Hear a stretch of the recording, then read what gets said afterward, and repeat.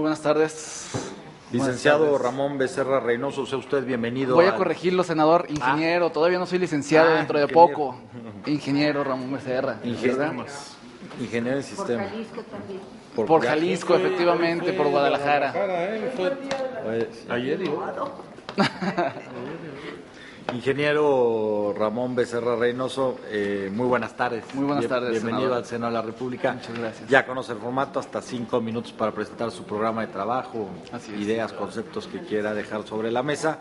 Si así lo deciden los senadores de la República, podrán hacerle una serie de cuestionamientos, de preguntas. Adicional a esto, le pediremos que tome de la urna que está a su lado derecho una de las preguntas que nos ha hecho llegar la sociedad civil organizada, para que la lea de manera inmediata y en bloque pueda contestar en el orden que usted desee. ¿Cómo no? Bienvenido nuevamente y tiene el uso de la palabra. Muchas gracias. Muy buenas tardes a las Comisiones Unidas que nos dan la oportunidad de poder crear la transparencia a partir de este nuevo órgano garante, nuevo órgano constitucional garante. Creo que es un paso muy positivo y muy grande. Efectivamente, les decía, soy ingeniero en computación por la Benemérita Universidad de Guadalajara, estudiante del último semestre de la carrera de abogado también de la Universidad de Guadalajara, donde pretendo obtener el grado de abogado con la investigación, la firma electrónica como dato personal y su uso en los actos administrativos. Esto me va a permitir estudiar el artículo 1 constitucional, el 6º constitucional, el 16 segundo párrafo y el 73. ¿Para qué? Para ver qué nos otorga el derecho de protección de datos, de petición de información y de transparencia. Pues me presento ante esta soberanía como ciudadano preocupado, muy preocupado. Yo no he formado parte nunca de la función pública, no he sido nunca, no he trabajado nunca en alguna institución, en alguna secretaría. Soy un ciudadano común que viene preocupado y consciente de que los avances tecnológicos del siglo XXI nos acercan a la construcción de nuevos escenarios. Hablamos mucho de ciencia y tecnología y desgraciadamente a veces no se ven los apoyos que requerimos en ese aspecto para poder avanzar en el país. Al enfrentarnos a los riesgos de los nuevos paradigmas del orden público tecnológico, en la transparencia, en el acceso a la información y, por supuesto, en la protección de datos personales. Tengo confianza también en que el derecho es un factor de transformación social, pero tengo la convicción también de que el horizonte de la justicia requiere una óptica abierta en todos los campos.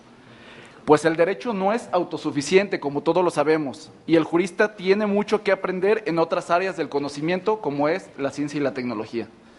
Al trabajo personal que he desarrollado, me respaldan artículos periodísticos ahí en Jalisco y a nivel nacional. He escrito temas al respecto, participaciones en radio, pláticas en el Consejo de la Judicatura del Estado de Jalisco, y antier recibí con beneplácito una invitación para platicar también al respecto en la Suprema Corte de Justicia de la Nación, allá en Guadalajara. Por lo tanto, creo que vamos avanzando muy bien en ese aspecto. Entre los que hemos hablado de los delitos informáticos y, relativos sobre todo a la firma electrónica, los datos personales y la negación de la información pública. Mis estudios como ingeniero, como ustedes han de saber, pues me han permitido desarrollarme en todas las fases del técnico, en todas las fases técnicas de la materia, para entender el manejo de los datos desde el punto de vista tecnológico, cosa que hasta ahora sigue desarrollándose y seguirá día a día. Por lo tanto, mi perfil al respecto entiende cómo debe de desarrollarse y cómo tenemos que atacar al respecto. Como estudioso del derecho, tengo la idea clara de que cómo es la ley que ha de evolucionar, siendo perfectible en todo momento, para ir adaptando estos cambios tecnológicos y así ayudar a los sujetos obligados a través de comunicados, foros, interacción con la ciudadanía, tiempo en medios de comunicación y acuerdos del Pleno que cumplan correctamente con las disposiciones de ley y con sus reglamentos, siempre basados en los derechos humanos y en los tratados internacionales de los que México es parte. La formación académica obtenida ya en el doble perfil, pues me ha permitido como ingeniero en computación y ahora próximamente como abogado, ser estudioso, investigador y opinar en el tema de la protección de datos personales, en el acceso a la información y en la transparencia, siempre a que se coadyuve a que las políticas públicas al respecto respeten el buen uso de las tecnologías, sumándolas en estos temas tan interesantes y filosóficos como lo son, y lo hemos visto en estos días, el acceso a la información, la transparencia y la protección de datos. Considero, en lo personal, con lo anteriormente expuesto, que mi candidatura se encuentra apegada a los estándares actuales y que el cargo como comisionado con este perfil puede ayudar a que México sea un país que revolucione en el cumplimiento del acceso a la información pública, transparencia y la protección de datos personales, al presentar en el trabajo la adopción de medidas legislativas o por lo menos iniciativas con respecto al acceso a la información. Mi proyecto de trabajo va en este tenor, ya que sabemos que es de singular trascendencia para el sistema democrático el cumplimiento del principio de la publicidad de los actos de gobierno, con sustento no solo en nuestra Constitución, sino también en los tratados, como dije, en los que el Estado mexicano es parte, al hablar del tema de la habeas data como una variable del derecho a la intimidad. También debe encontrarse el equilibrio adecuado entre los derechos en juego, como son derecho del titular del dato y transparencia pública, donde se desprende que el objetivo de la transparencia es permitir el control de la ciudadanía sobre actos de gobierno, lo que implica permitir el acceso a los presupuestos afectados a dichas funciones. También esto permite efectivamente controlar la afectación de los recursos de la República, en definitiva, el control del patrimonio de todos y cada uno de los ciudadanos. Por ello, lo que se debe de tener presente en el momento de evaluar el justificativo que permita soslayar la privacidad del dato de una persona por su cargo público con motivo de la transparencia de la administración pública es brindar solo aquellos datos que resulten de plena relevancia para dicho control, teniendo cuidado que el dato a ceder no sea meramente una nota de color, sino un dato estrictamente necesario para dicha finalidad, como es el acceso a la información y la transparencia. En este orden de ideas, yo considero que el organismo deberá de determinar, por ejemplo, si el monto de los ingresos del presidente de la República es un dato relevante para la transparencia pública y la finalidad que justifique ese acceso, o si es suficiente a tales acciones dar acceso a la partida presupuestaria pertinente o cualquier otra información que cumpla con esta finalidad.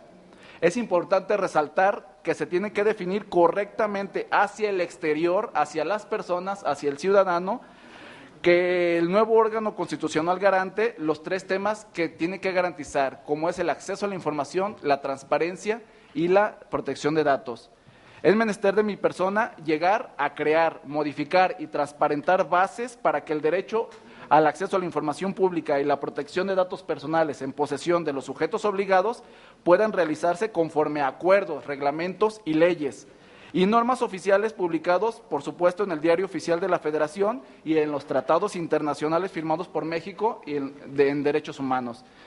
Debemos de saber y de suscribir que las tecnologías de la información y de la comunicación son parte importante de los nuevos retos que nos estamos planteando a partir de que se dio a conocer esta convocatoria. Cosa que mi perfil como ingeniero de computación y próximamente abogado me ha permitido desarrollar para plantearlo desde un punto de vista práctico, filosófico, técnico y jurídico, por lo que de llevarse a cabo estas bases sobre consenso y con la suma de pensamientos que los otros comisionados aporten, podemos llegar a ser el país que revolucione en estos temas en los tres poderes y en los tres niveles de gobierno. Es muy importante, en primer lugar, la transparencia de la elección de los comisionados. Si se da cuenta, como usted lo decía hace rato en una entrevista, senador, si se da cuenta de que llegan peritos realmente en la materia, emanados de la sociedad civil, sin ningún amarre político, creo que estamos dando un excelente paso para comenzar con este órgano constitucional autónomo con una transparencia que podría representar el respeto de todos los mexicanos. También el Consejo Consultivo debe de ser creado con personalidades de la transparencia, del acceso a la información y, por supuesto, de la protección de datos para fortalecer los temas al interior del nuevo órgano. El sistema Infomex, ya lo hemos hablado algunos de los que hemos venido aquí a la comparecencia, no quiere decir, no es tan amigable, pero no quiere decir que no cumpla con la funcionalidad, por lo que se puede aportar y realizar una versión más amigable al respecto, no solo para el acceso a la información, también para los recursos de revisión y, por supuesto, para acceder a los derechos ARCO. También debemos de llevar la causa petendi o la causa de pedir al acceso a la información. ¿Por qué? Porque actualmente están revestidas de mucha formalidad, lo que le da poca seriedad al pedir información. Si se me rechaza porque no expresé correctamente lo que quiero acceder, pues no le tomo la seriedad como ciudadano y puede ser que nunca vuelva a acceder a este derecho. Por lo tanto, es importante que la causa de pedir se agregue a este tipo de accesos, a este tipo de derecho. También un sistema de telefonía, ya lo he escuchado en algunos comparecientes y es muy importante un sistema de telefonía para petición de información. Esto para facilitar la petición de información desde un punto como tipo ventanilla única y desde allí se derive al sujeto obligado a esta petición, siempre subsanando los faltantes en la petición con la figura de la causa de pedir. Es nada más escuchar la causa de pedir, qué nos está pidiendo la persona para saber qué es lo que le vamos a dar o qué es lo que se va a dar en información. Debemos de hacernos llegar de todas las herramientas que actualmente tenemos a la mano. Existe una norma oficial, la 151/2002 de mensaje de datos y por supuesto la Ley Federal de Firma Electrónica Avanzada, en la que se describe la forma en que se puede digitalizar los documentos, bajar costos. Hace rato nos decía uno de los comparecientes que es muy caro, que podría ser caro o podría no ser caro, pero si trabajamos en un archivo administrativo digital, con estas herramientas que ya tenemos, la firma electrónica podría ser una de las herramientas muy importantes para poder subsanar este acceso a la información. También trabajar en una sola base de datos en salud, una sola base de datos bancaria, una sola base de datos en seguridad pública, pues para que la protección de datos sea desde el responsable, para que la protección de datos sea desde el responsable y esa base de datos tenga control el nuevo órgano constitucional. Sí, va redondeando la idea. Sí, cómo no, senador. También debemos de pensar en sanciones basadas en un reglamento administrativo sancionador.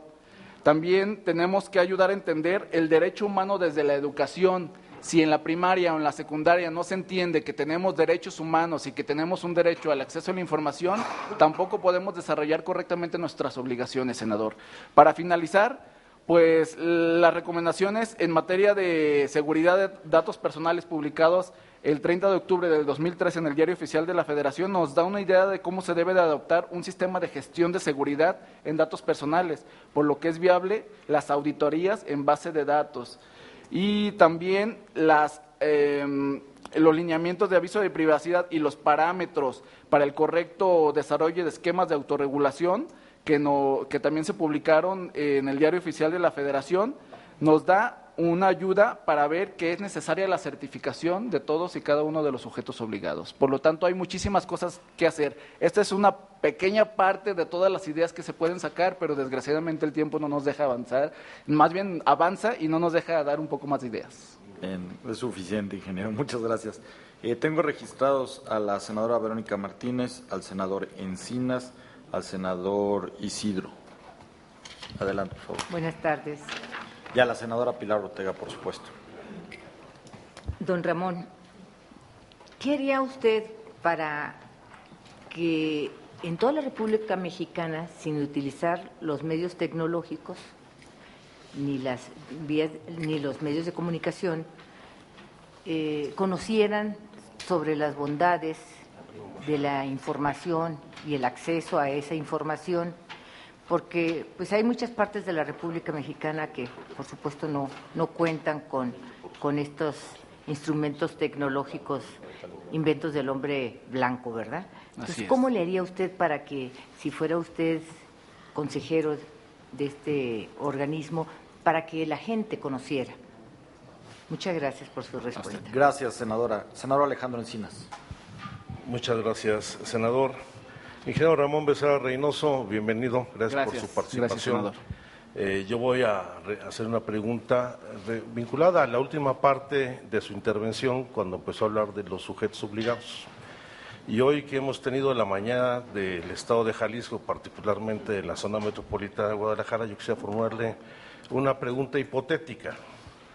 Es una hipótesis. En la muy remota posibilidad de que el gobierno del estado de Jalisco hiciera una donación a la arquidiócesis de Guadalajara, la arquidiócesis se convertiría en un sujeto obligado para rendir cuenta del manejo de esos recursos. Gracias, senador Encinas. Senador Isidro. Bien. yo nomás le preguntaría, sin mutilar, porque ya la compañera lo está dejando sin la herramienta principal, que es la tecnología, y dice, bueno, sin tecnología, ¿cómo le haríamos? Yo le preguntaría que ante el constante uso de las tecnologías de la información, ¿qué propone para evitar el tráfico de bases de datos personales, tanto en las empresas como en los sujetos obligados? Gracias, senador Isidro. Senadora Pilar Ortega. Gracias, ingeniero Ramón Becerra Reynoso, bienvenido al Senado de la República.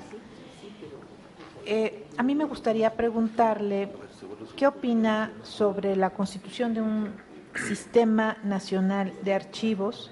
¿Cuáles deben ser algunas de las bases para la organización y funcionamiento de dicho sistema nacional de archivos?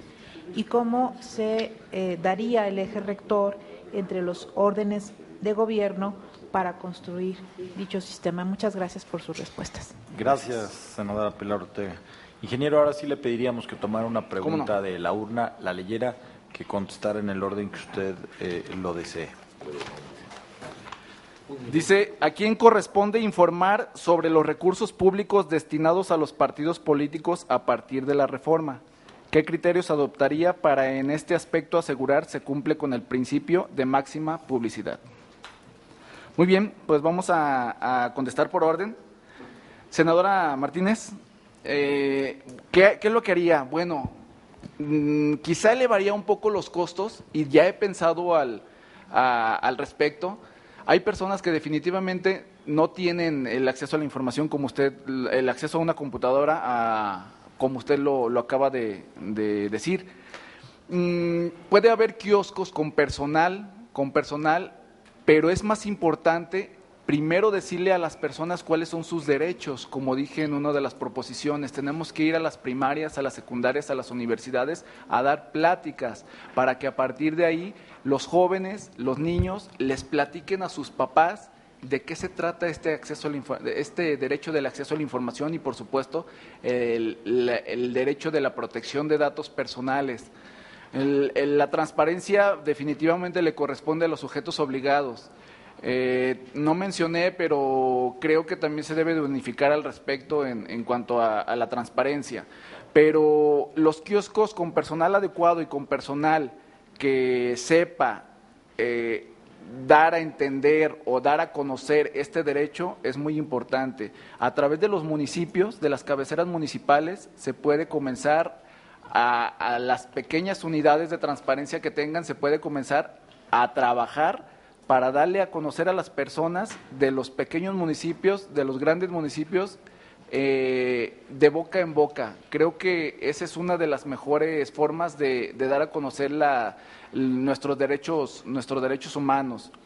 No todos contamos con computadoras, somos muy pocos, es un porcentaje muy pequeño los que tenemos acceso a las computadoras efectivamente y mucho menos acceso al Internet, aunque ya tenemos el derecho garantizado en nuestra Constitución. Por lo tanto, creo que esa sería la propuesta adecuada en ese aspecto. Podría haber un costo un poco alto, pero enviar personal e incluso ir nosotros mismos a dar esas pláticas es muy importante. Creo que nosotros debemos de dar el ejemplo. Si no transparentamos desde el órgano constitucional, no podemos hablar de transparencia y, por supuesto, no podemos decirles tienes el derecho al acceso a la información. Senador Encinas, bueno, ya se dio un hipotético caso, se devolvió el dinero, pero definitivamente sí se convierte en sujeto obligado a mi punto de vista.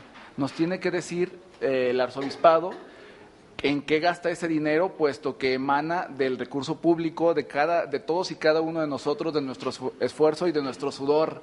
Por lo tanto, sí, yo lo convertiría hipotéticamente o realmente en un sujeto obligado para saber qué es lo que hace con nuestro dinero. Senador Isidro, la proposición ¿qué proposición se tiene para evitar esto?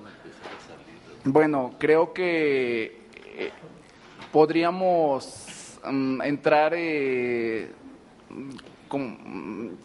déjenme pensar un poquito más la respuesta mientras le contesto a la senadora Ortega.